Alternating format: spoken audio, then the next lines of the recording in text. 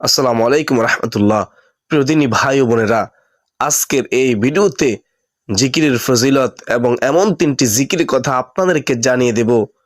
প্রিয় দর্শক, আপনারা যতদিন বাঁচবেন, বিশেষ করে রমজান মাসের শেষ 10 দিন, এই তিনটি জিকির কখনো ছাড়বেন না। উঠতে বসতে চলতে ফিরতে এই তিনটি জিকির আপনি সব সময় করতে থাকুন। আপনার জন্য রহমতের দরজা খুলে যাবে, রিজিকের দরজা খুলে যাবে, আপনার সকল কিছুতেই বরকতে পরিপূর্ণ হয়ে যাবে। রুজি রোজগারে বরকত হবে, হায়াতে বরকত হবে ইনশাআল্লাহ। আপনার সকল কাজে আল্লাহ তাআলার গাইবী সাহায্য আসবে। দুনিয়া ও আখিরাতের ভরপুর কল্যাণ অর্জন হবে ইনশাআল্লাহ। প্রিয় দিনী ভাই ও বোনেরা, আমি নিশ্চিত আজকের এই আমলের আলোচনাটি আপনার জীবনের মোড় ঘুরিয়ে দিবে ইনশাআল্লাহ। বেহেশতের পথের ইউটিউব চ্যানেলের সুপ্রিয় দিনী ভাই ও বোনেরা, তাই ভিডিওটি দেখার ও শোনার জন্য অনুরোধ করতেছি। তাহলে প্রিয় দর্শক, চলুন মূল আলোচনা শুরু করা যাক। হযরত আব্দুল্লাহ ইবনে বশর রাদিয়াল্লাহু তাআলা আনহু তিনি বলেন, নবীজির কাছে এসে এক লোক বলল, আমার জন্য ইসলামের শরীয়তের বিষয়াদিগুলো অতিরিক্ত হয়ে গিয়েছে, সুতরাং আমাকে এমন একটি বিষয় জানান যা আমি মজবুতভাবে আমল করতে পারি। তখন নবীজি সাল্লাল্লাহু আলাইহি ওয়াসাল্লাম ওই লোককে বললেন, তুমি সদা সর্বদাই জিকির করো, তোমার জিহ্বা যেন আল্লাহ তাআলার জিকিরের দ্বারা সিক্ত থাকে। নবীজি কি বললেন? নবীজি সাল্লাল্লাহু আলাইহি ওয়াসাল্লাম তিনি লোকটিকে বলেছিলেন আল্লাহ তাআলার জিকির করতে, জিকিরের আমলের কথা বললেন। তুমি সদা সর্বদাই আল্লাহ তাআলার জিকির করবে। প্রিয় দর্শক, বুঝতে পেরেছেন জিকির কত দামি একটি ইবাদত? সুবহানাল্লাহ। হযরত আবু সাঈদ আল খুদরি রাদিয়াল্লাহু তাআলা আনহু তিনি বলেন, রাসূলুল্লাহ সাল্লাল্লাহু আলাইহি ওয়াসাল্লামকে প্রশ্ন করা হলো। কি প্রশ্ন করা হলো? কিয়ামতের দিন আল্লাহ তাআলার নিকট বান্দাদের মধ্য থেকে কে মর্যাদায় সবচেয়ে উত্তম হবে, দামি হবে, সম্মানিত হবে? নবীজি তিনি বললেন, আল্লাহ তাআলার অধিক জিকিরকারীগণ। সুবহানাল্লাহ।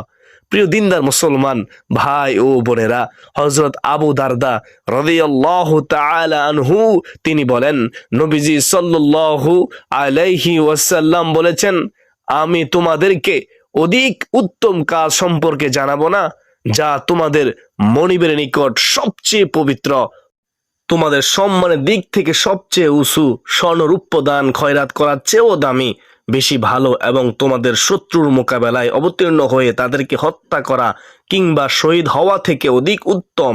সুবহানাল্লাহ।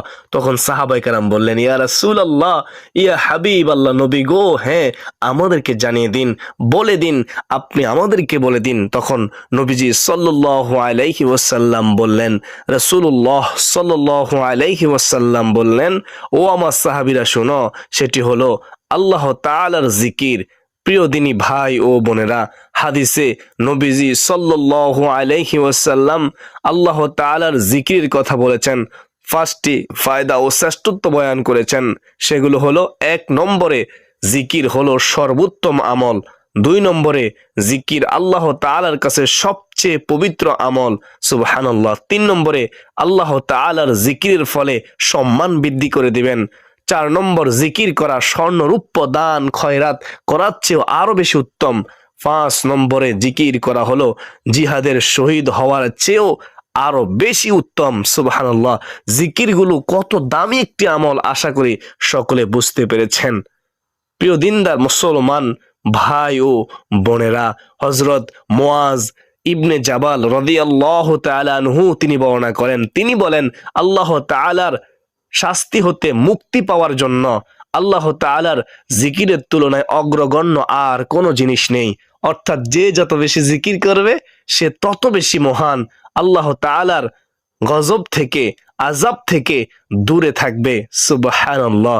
প্রিয় দর্শক, কিয়ামতের দিন অধিক জিকিরকারীগণ সবার আগে আগে জান্নাতে চলে যাবে। সুবহানাল্লাহ। জিকিরের ব্যাপারে সবচেয়ে সুন্দর একটি হাদিস হলো, প্রিয় দিনী ভাই ও বোনেরা, শুনবেন। হযরত আবু হুরায়রা রাদিয়াল্লাহু তাআলা আনহু তিনি বর্ণনা করেন, তিনি বলেন, আল্লাহ তাআলার একদল ফেরেশতা আছেন যারা আল্লাহ তাআলার জিকিররত লোকদেরকে খুঁজে পথে পথে ঘুরে বেড়ান। তারা কোথাও আল্লাহ তাআলা জিকিররত লোকদেরকে দেখতে ফেলে তখন ফেরেশতারা পরস্পরকে ডাক দিয়ে বলেন, তোমরা আপন আপন কাজ শুরু করার জন্য এগিয়ে আসো। তখন তারা তাদের নূরের পাখাগুলো দিয়ে সেই লোকদেরকে ডেকে ফেলেন নিকটবর্তী আকাশ পর্যন্ত। সুবহানাল্লাহ। তখন তাদের প্রতিপালক তাদেরকে জিজ্ঞাসা করেন, অর্থাৎ ওই ফেরেশতাদেরকে জিজ্ঞাসা করেন, আল্লাহ তাআলা জিজ্ঞাসা করেন যে আমার বান্দা কি বলতেছে। ফেরেশতারা তারা বলেন আপনার পবিত্রতা বর্ণনা করতেছে, তারা আপনার শ্রেষ্ঠতর ঘোষণা দিচ্ছে, তারা আপনার গুণগান করতেছে, প্রশংসা করতেছে, আপনার জিকির করতেছে এবং তারা আপনার মহত্ব প্রকাশ করতেছে। তখন আল্লাহ তাআলা জিজ্ঞেস করবেন, তারা কি আমাকে দেখেছে? তখন ফেরেশতারা বলবেন, হ্যাঁ আমার প্রতিপালক আপনার শপথ তারা আপনাকে দেখেনি। তিনি বলবেন, অর্থাৎ আল্লাহ তাআলা বলবেন, আচ্ছা তবে যদি তারা আমাকে দেখতো তখন তারা কি করত? ফেরেশতারা বলেন, যদি তারা আপনাকে দেখতো, যদি তারা আপনাকে দেখতো পেত, তারা আরো অধিক অধিক পরিমাণে ইবাদত করত, আরো অধিক অধিক পরিমাণে আপনার মহত্ব ঘোষণা করত, আরো অধিক পরিমাণে আপনার পবিত্রতা বর্ণনা করত। সুবহানাল্লাহ। বর্ণনাকারী বলেন, তখন আল্লাহ তাআলা বলবেন, তারা আমার কাছে কি চায়? তখন ফেরেশতারা তারা বলবে, তারা আপনার কাছে জান্নাত চায়। তিনি আবার জিজ্ঞাসা করবেন, ও আমার ফেরেশতারা শুনো, তারা কি জান্নাত দেখেছে? ফেরেশতারা বলবেন, না, আপনার সত্তার কসম হে রব, তারা আপনার জান্নাত দেখেনি। আল্লাহ তাআলা আবার জিজ্ঞাসা করবেন ফেরেশতাদেরকে, যদি তারা জান্নাত দেখতো তবে তারা কি করত? ফেরেশতারা উত্তরে বলল, যদি তারা জান্নাত দেখতো, জান্নাত দেখতে পেত, তাহলে তারা জান্নাতের আরো অধিক লোভ করত, আরো বেশি জান্নাত চাইতো এবং এর জন্য আরো বেশি তারা আকৃষ্ট হতো। আল্লাহ তাআলার ফেরেশতাদেরকে আল্লাহ তাআলা জিজ্ঞাসা করবেন, তারা কি থেকে আশ্রয় চায়? তারা কি থেকে আশ্রয় চায় আমার কাছে? ফেরেশতাগণ বলবেন, তারা জাহান্নাম থেকে আশ্রয় চায়। তিনি আবার জিজ্ঞাসা করবেন, ও আমার ফেরেশতারা শোনো, তারা কি জাহান্নাম দেখেছে? তারা কি জাহান্নাম দেখেছে? জয় ফেরেশতারা বলল, আল্লাহর কসম হে প্রতিপালক, জাহান্নাম তারা দেখেনি। আল্লাহ তাআলা আবার ফেরেশতাদেরকে জিজ্ঞাসা করবেন, ও আমার ফেরেশতারা শোনো, যদি তারা জাহান্নাম দেখতো তখন তাদের কি হতো? ফেরেশতারা আল্লাহ তাআলার জবাবে বলবে, হে আমার প্রতিপালক, হে আল্লাহ, যদি তারা জাহান্নাম দেখতো তাহলে তারা তা থেকে দ্রুত পালিয়ে যেত, এই জাহান্নাম থেকে পালিয়ে যেত এবং অত্যন্ত বেশি ভয় করত। তখন আল্লাহ তাআলা বলবেন, আমি তোমাদেরকে সাক্ষী রাখতেছি হে ফেরেশতারা, তোমরা সাক্ষী থাকো, আমি আল্লাহ তাদেরকে ক্ষমা করে দিলাম, মাফ করে দিলাম। সুবহানাল্লাহ। তখন ফেরেশতাদের মাঝে একজন বলবেন, হে আল্লাহ, তাদের অমুক ব্যক্তি আছে, সে তাদের অন্তর্ভুক্ত নয়, বরং সে কোনো প্রয়োজনে এখানে এসেছে। আল্লাহ তাআলা বলবেন, তারা এমন উপনিবেশকারী যাদের মজলিস থেকে বিমুখ হয় না কেউ। সুতরাং যারা কোনো মজলিসে আসে না, অন্য কোনো কাজে আসে এবং মাজলিসের আশেপাশে, তাদেরকে আল্লাহ তাআলা ক্ষমা করে দিবেন। সুবহানাল্লাহ। সুতরাং যারা মজলিসে আসে, দাঁড়িয়ে থাকেন, মাহফিলে এসে দাঁড়িয়ে থাকেন, তাদের উচিত যে কোনো ভাবে বসে যাওয়া, তাহলে আল্লাহ তাআলা ক্ষমা করে দিলেও দিতে পারেন। সূরা আহজাবের 41 নম্বর আয়াত থেকে 42 নম্বর আয়াতে আল্লাহ তাআলা তিনি বলেন, হে মুমিনগণ, তোমরা আল্লাহ তাআলাকে অধিক পরিমাণে স্মরণ করো এবং সকাল বিকাল আল্লাহর পবিত্রতা বর্ণনা করো। সুবহানাল্লাহ। বেহেশতের পথের ইউটিউব চ্যানেলের সুপ্রিয় দিনী ভাই ও বোনেরা, আপনারা চাইলে অন্য কোনোভাবে সময়টুকু অপচয় করতে পারতেন, কিন্তু আপনারা আপনাদের মূল্যবান সময়টুকু ব্যয় করে এই জিকিরের আমল শেখার জন্য আলোচনাটি শুনতেছেন, দেখতেছেন। আল্লাহ তাআলা এই উসিলায় আপনাকে আমাকে ক্ষমা করে দিলেও দিতে পারেন। সুবহানাল্লাহ। প্রিয় দিনী ভাই ও বোনেরা, জিকির বড় একটি দামি ইবাদত। নবীজি বলেন, যে কলব আল্লাহ তাআলার জিকির করে সেই কলব হলো জীবিত, মানুষের মতো। আর যেই কলব আল্লাহ তাআলার জিকির করে না সেই কলব হলো মৃত মানুষের মতো। সাহাবায়ে কেরাম জিজ্ঞাসা করলেন, ইয়া রাসূলুল্লাহ, নবী গো, কলব আবার কি? তখন নবীজি বললেন, প্রতিটি মানুষের বাম দুধের 2 আঙ্গুল নিচে একটি গোস্তের টুকরো আছে। ওই গোস্তের টুকরো যদি ভালো হয় পুরো মানুষটাই ভালো হয়ে যায়। বেহেশতের পথের ইউটিউব চ্যানেলের সুপ্রদিনী ভাই ও বোনেরা, আমার নবী, দয়ার নবী, রহমাতুল লিল আলামিন নবীজি বলেন, আর যদি ওই গোস্তের টুকরো যদি খারাপ হয় পুরো মানুষটাই খারাপ হয়ে যায়। নবীজি সাল্লাল্লাহু আলাইহি ওয়াসাল্লাম বলেন, ও আমার সাহাবীরা শুনো, সে গোস্তের টুকরোর নামে হলো কলব, অন্তর, হৃদয়। মানুষ যখন একটি গুনাহের কাজ করে তখন সে গোস্তের টুকরোর মধ্যে একটি কালো দাগ পড়ে যায়। যখন সে 2টি গুনাহের কাজ করে তখন সে গোস্তের টুকরোর মধ্যে আরো একটি কালো দাগ পড়ে যায়। তখন যখন সে এমনইভাবে গুনাহের কাজ করতেই থাকে তখন দাগ বাড়তেই থাকে। এক সময় সে কলবটা অন্ধকার হয়ে যায়, সে গোস্তের টুকরোটা একেবারে অপবিত্র হয়ে যায়, অন্ধকার হয়ে যায়। প্রিয় দর্শক, সাহাবায়ে কেরাম নবীজিকে প্রশ্ন করলেন, ইয়া নবী, ইয়া রাসূলুল্লাহ সাল্লাল্লাহু আলাইহি ওয়াসাল্লাম, সে গোস্তের টুকরো আবার কিভাবে পবিত্র করতে হয়? তখন নবীজি তিনি বললেন, যখন কোনো ব্যক্তি আল্লাহ তাআলার নামের উপর জিকির করে, আল্লাহর জিকির করে, সে জিকিরের ধাক্কায় গোস্তের টুকরোটা পরিষ্কার পরিচ্ছন্ন হয়ে যায়। সুবহানাল্লাহ, সে গোস্তের টুকরোর মধ্যে শয়তান আর বসতে পারে না। তাই প্রিয় দর্শক, জীবনে যত দিন বেঁচে থাকবেন প্রতিদিন শত ব্যস্ততার মাঝেও এই 3টি জিকির কখনো ভুলবেন না, ছাড়বেন না। এই রমজান মাসে নাজাতের 10 দিন এই 3টি জিকির করার চেষ্টা করবেন ইনশাআল্লাহ। প্রিয় দিনদার মুসলমান ভাই ও বোনেরা, এই জিকির উসিলায় কিয়ামতের মাঠে বিনা হিসেবে আপনাকে জান্নাত দিলেও দিতে পারেন। মহান আল্লাহ তাআলা আপনাদেরকে আমাদেরকে সেই তৌফিক দান করুন। প্রিয় দিনদার মুসলমান ভাই ও বোনেরা, এখন শুনুন কোন 3টি জিকির আপনি করবেন। 1 নম্বরে যে জিকিরের কথা বলবো সে জিকিরটি হলো হযরত আবু হুরায়রা রাদিয়াল্লাহু তাআলা আনহু তিনি বলেন, কোন বান্দা যদি একনিষ্ঠতার সঙ্গে দিল থেকে মন থেকে আল্লাহ তাআলাকে বিশ্বাস রেখে লা ইলাহা ইল্লাল্লাহ বলবে, তার জন্য আকাশের সকল দরজা খুলে দেওয়া হয়। অতএব উক্ত কালিমা আরশে আজিম পর্যন্ত পৌঁছে যায়। যতক্ষণ না তার গুনাহ ক্ষমা করা হয় ততক্ষণ পর্যন্ত সে আল্লাহ তাআলার কাছে ক্ষমা চাইতে থাকে। বলুন না সুবহানাল্লাহ। লা ইলাহা ইল্লাল্লাহ এমন একটি জিকির যা সব সময় পড়া যায়, ঠোঁট নাড়ানো ছাড়াও পড়া যায়, মানুষের সামনে বসে থাকলেও পড়া যায়। এই জিকিরটি করতে পারবেন, একেবারে সহজ। আল্লাহ তাআলাকে খুশি করার জন্য এই জিকিরটি করবেন, তাহলে আসমানের সকল দরজা আপনার জন্য খুলে যাবে। সুবহানাল্লাহ। আপনারা সকাল সন্ধ্যায় নিয়মিত এই জিকিরটি করবেন। যে কোনো সময় আপনি সুযোগ পাবেন সেই সময় পড়বেন। বিশেষ করে মা বোনেরা, আপনারা রান্না করতেছেন, সংসারের কাজ করতেছেন, পড়ুন মনে মনে লা ইলাহা ইল্লাল্লাহ, লা ইলাহা ইল্লাল্লাহ। বিশেষ করে মা বোনেরা, আপনারা অবশ্যই জিকিরটি করার চেষ্টা করবেন। আর আপনারা যারা পুরুষ আছেন, আপনারা অফিস আদালতের মধ্যে যারা কাজ করেন, কাজ করার সময় পড়বেন। খেতে খামারে যারা কৃষি কাজ করেন, কৃষি কাজ করার সময় জিকিরটি করতে পারবেন। অনেক ফজিলতপূর্ণ একটি জিকির। প্রিয় দিনী ভাই ও বোনেরা, হাদিসের মধ্যে এসেছে, যদি এক পাল্লায় লা ইলাহা ইল্লাল্লাহ রেখে দেওয়া হয় আর আল্লাহ তাআলা সৃষ্টিকুলকে 7 আসমান 7 জমিনকে অন্য পাল্লায় উঠিয়ে দেওয়া হয়, তারপরেও লা ইলাহা ইল্লাল্লাহ জিকিরটি সবচেয়ে বেশি ওজন হবে, দামি হবে। প্রিয় দর্শক, আমরা এই জিকিরটি করার চেষ্টা করব ইনশাআল্লাহ। আল্লাহ তাআলা যেন এই জিকিরটি আমাদেরকে করার তৌফিক দান করেন। সকলে বলি আমিন।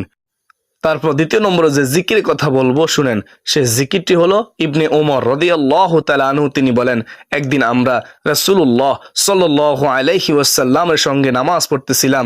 সেই সময়ে লোকদের মাঝে হতে এক লোক বলে উঠল, আল্লাহু আকবার কাবীরা ওয়ালহামদুলিল্লাহি কাসীরা ওয়া সুবহানাল্লাহি বুকরাতাও ওয়া আসীলা। আল্লাহু আকবার কাবীরা ওয়ালহামদুলিল্লাহি কাসীরা ওয়া সুবহানাল্লাহি বুকরাতাও ওয়া আসীলা। তখন নবীজি সাল্লাল্লাহু আলাইহি ওয়াসাল্লাম বললেন, এই বাক্যটি, এই জিকিরটি, এই দোয়াটি কে বলেছে? উপস্থিত লোকদের মাঝে এক লোক বলে উঠল, আমি, ইয়া রাসূলুল্লাহ, ইয়া হাবিব নবী গো সাল্লাল্লাহু আলাইহি ওয়াসাল্লাম, আমি বলেছি। তখন নবীজি বললেন, এই দোয়ায় আমি খুব আশ্চর্য হয়ে গিয়েছি যে এই বাক্যগুলোর জন্য আকাশের দরজাগুলো খুলে দেওয়া হয়েছে। সুবহানাল্লাহ। ইবনে ওমর রাদিয়াল্লাহু তাআলা আনহু বলেন, আল্লাহ রাসূল সাল্লাল্লাহু আলাইহি ওয়াসাল্লামের কাছে আমি এই কথা শোনার পর থেকে কখনো এই দোয়াটি পাঠ করা পরিহার করিনি, বাদ দেইনি, আমি কখনো মিস করিনি। আর তা হলো, আল্লাহু আকবার কাবীরা ওয়ালহামদুলিল্লাহি কাসীরা ওয়া সুবহানাল্লাহি বুকরাতাও ওয়া আসীলা। প্রিয় দর্শক, এখন আমরা তৃতীয় নম্বর জিকির সম্পর্কে জানবো। তৃতীয় নম্বর জিকিরটি হলো আস্তাগফিরুল্লাহ। আস্তাগফিরুল্লাহ এটা এমন একটি জিকির, এটি এমন একটি আমল, এই আমল করলে আপনার দুনিয়ার সকল নেক মাকসুদ আশা পূরণ হবে, অভাব দূর হয়ে যাবে, গায়েবী শক্তি পাবেন। যেমন সূরা হুদের মধ্যে আল্লাহ তাআলা বলেন, হে আমার কওম, তোমাদের পালন কর্তার কাছে তোমরা ক্ষমা প্রার্থনা করো, অতঃপর তারই প্রতি মনোনিবেশ করো। তিনি আসমান থেকে তোমাদের উপর বৃষ্টি দ্বারা প্রেরণ করবেন, উপকারী বৃষ্টি দিবেন এবং তোমাদের শক্তির উপর আরো শক্তি বৃদ্ধি করবেন। তোমরা কিন্তু অপরাধীর মতো বিমুখ হয়ে যেও না। সুতরাং যে কোনো কাজে মনে প্রাণে ইস্তিগফার করুন, সে কাজে আর ক্লান্তি অনুভব হবে না, কষ্ট অনুভব হবে না, কারণ আল্লাহ তাআলা শক্তি বাড়িয়ে দিবেন ইনশাআল্লাহ। এই ইস্তিগফার দ্বারা মনের শান্তি আসে। আল্লাহ তাআলা আরো বলেন, আর যারা বিশ্বাস স্থাপন করে এবং তাদের অন্তর আল্লাহ তাআলার জিকির দ্বারা প্রশান্তি লাভ করে, জেনে রেখো আল্লাহ তাআলার জিকির দ্বারাই অন্তরে শান্তি আসে, অন্তরসমূহ শান্তি পায়। সুবহানাল্লাহ। জিকির দ্বারাই আল্লাহ তাআলা অন্তরের মধ্যে শান্তি দেন। সূরা ফজরের মধ্যে সুসংবাদ দিয়ে বলেন, তুমি তোমার পালনকর্তার নিকট ফিরে যাও এবং সন্তুষ্ট ও সন্তোষভাজন হও। বলুন না সুবহানাল্লাহ। আল্লাহ তাআলা আরো বলেন, অতঃপর আমার বান্দাদের অন্তর্ভুক্ত হয়ে যাও এবং আমার জান্নাতে প্রবেশ করো। মহান আল্লাহ তাআলা বলেন, সুতরাং জিকির করলে অন্তরে প্রশান্তি আসে, অন্তরে শান্তি আসে। জিকির করলে আল্লাহ তাআলা খুশি হয়, জিকির করলে আল্লাহ তাআলা জান্নাতে সুসংবাদ দিয়েছেন। সুবহানাল্লাহ। প্রিয় দিনদার মুসলমান ভাই ও বোনেরা, এই তিনটি জিকির অর্থাৎ 1 নম্বরে লা ইলাহা ইল্লাল্লাহ, 2 নম্বরে আল্লাহু আকবার কাবীরা ওয়ালহামদুলিল্লাহি কাসীরা ওয়া সুবহানাল্লাহি বুকরাতাও ওয়া আসীলা, 3 নম্বরে আস্তাগফিরুল্লাহ। জিকিরগুলো করব ইনশাআল্লাহ। এই জিকিরগুলোর উপকারিতা আমি প্রথম বলে দিয়েছি প্রিয় দিনী ভাই ও বোনেরা। তাছাড়াও সুবহানাল্লাহ, আলহামদুলিল্লাহ, আল্লাহু আকবার, এই জিকিরগুলো বেশি বেশি করতে পারেন। হাদিসে আছে সুবহানাল্লাহ একবার বললে আসমান জমিনের মাঝখানে যত ফাঁকা জায়গা রয়েছে সব ফাঁকা জায়গাগুলো আল্লাহ তাআলা নেকি দ্বারা পরিপূর্ণ করে দিবেন। সুবহানাল্লাহ। প্রিয় দর্শক, অবশ্যই জিকিরগুলো আমরা সব সময় করার চেষ্টা করব ইনশাআল্লাহ আজ্জা ওয়াজাল্লা। আল্লাহ তাআলা যেন আমাদের সবাইকে বেশি বেশি পরিমাণে আল্লাহ তাআলার হুকুম পালন করার, নবীজিকে অনুকরণ করার এবং বেশি বেশি জিকির করার তৌফিক দান করেন। সকলে বলি আল্লাহুম্মা আমিন। তো প্রিয় দিনদার মুসলমান ভাই ও বোনেরা, যারা ভিডিওটি শেষ পর্যন্ত দেখেছেন তারা সবাই শুকরিয়া জ্ঞাপন করুন। সকলে কমেন্টে লিখুন আলহামদুলিল্লাহ। সমস্ত প্রশংসা আল্লাহ তাআলার জন্য এবং অপর মুসলমানকে জানার জন্য, শিখার জন্য, আমল করার জন্য উৎসাহিত করুন শেয়ার করে দিয়ে। আপনার একটি মাত্র শেয়ার অসংখ্য মানুষ এই জিকিরগুলো করার সুযোগ পাবে ইনশাআল্লাহ। প্রিয় দর্শক, রমজানকে আমরা যেন অবহেলা না করি। এই হলো আমাদের গুনাহ মাফের মাস, দোয়া কবুলের মাস এবং জান্নাত লাভের একটি মাধ্যম। ভিডিওটি ভালো লাগলে লাইক দিন, কমেন্ট করে জানান আপনি কোথা থেকে দেখছেন এবং ইসলামিক জ্ঞান ছড়িয়ে দিতে ভিডিওটি শেয়ার করুন। আল্লাহ আমাদের সবাইকে রমজান মাসের সঠিক মর্যাদা বুঝে আমল করার তৌফিক দান করুন। আমিন।